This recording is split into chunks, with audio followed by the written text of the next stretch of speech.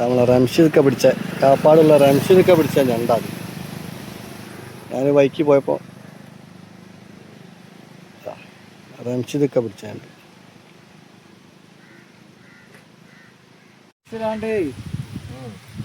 കാപ്പാടത്തെ ഞണ്ട് മാന്തിയ കാപ്പാടുതാ ഇപ്പം കണ്ടാടി പോലെ കിട്ടിയ നല്ല ജീവനുള്ള ഞണ്ട്. ഈ വല കഴിക്കാണ്ട് ഞണ്ട് കഴിച്ചെടുക്കാനല്ലേ പാട്.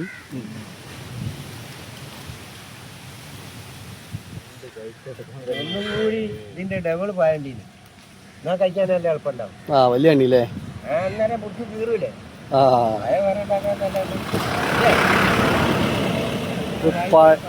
പഴയ വലയാണെങ്കിൽ കൂടെ പറിച്ചെടുക്കും.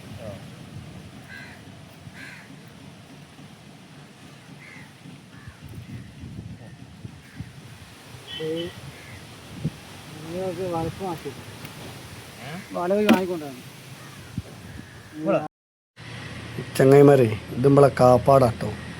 കാപ്പാട് നല്ല ഞണ്ടുണ്ട്. അപ്പോൾ റംഷീൻ്റെ ഞണ്ട് പിടുത്തത്തിൻ്റെ വീഡിയോ അത്. എന്താ സുന്ദരമായ കടലാട്ടപ്പം കാപ്പാട്. ഇളക്കം കുറവാണ് കടലിന്. അപ്പം വീഡിയോ ഇഷ്ടപ്പെട്ടാൽ ലൈക്ക് ചെയ്യുക, കമൻറ്റ് ചെയ്യുക. കാട്ടിച്ചിട്ടാണ് കുട്ടിക്കുന്നത്. വല കുട്ടിക്ക് ചൊറഞ്ഞു.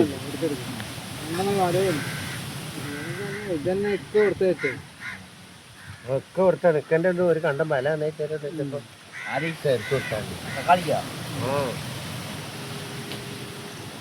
ഇതൊരു നാടൻ സ്റ്റൈല് മീൻ പിടുത്തം കാപ്പാട്. നമ്മളെ റംഷിക്കാൻ്റെ മീനുണ്ട് കാപ്പാട്. അസിസ്റ്റന്റുമാർ രണ്ടാൾ വേറെ ഉണ്ട്.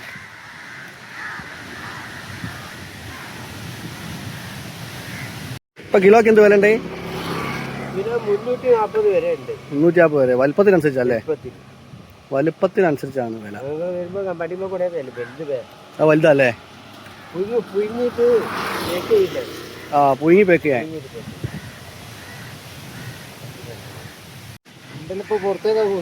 ഇപ്പം കയറ്റി പോവല്ലേ?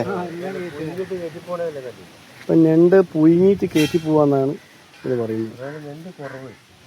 ഞണ്ടതാണ് നാട്ടിൽ കാണാത്തത്. ഉള്ളു പുഴുങ്ങ കയറ്റി എങ്ങോട്ടാ കൊണ്ടുവന്ന്? ചൈനയ്ക്കാ? പല നാട്ടിലേക്ക്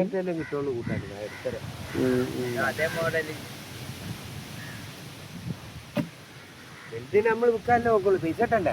ആ അതാണ് വലുതിനോല് വിൽക്കും. എൽസിക്കൊക്കെ പൈസ കയ്യിൽ കിട്ടിയാൽ ചോദിക്കുക.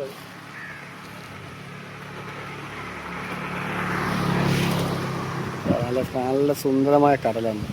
ഇളക്കം കുറവാണ്.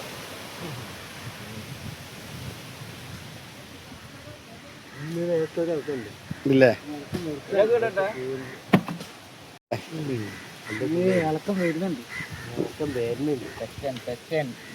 ഇന്നലെയും ഞാൻ കടൽ വളരെ ശാന്തമായി. ഇന്ന് ചെറിയ ഇളക്കുണ്ട് എന്നാണ് ഇതിൽ പറയുന്നത്.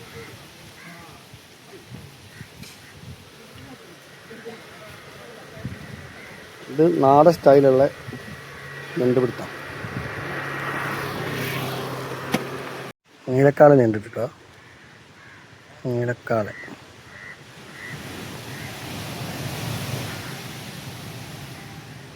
ജീവനുണ്ട്.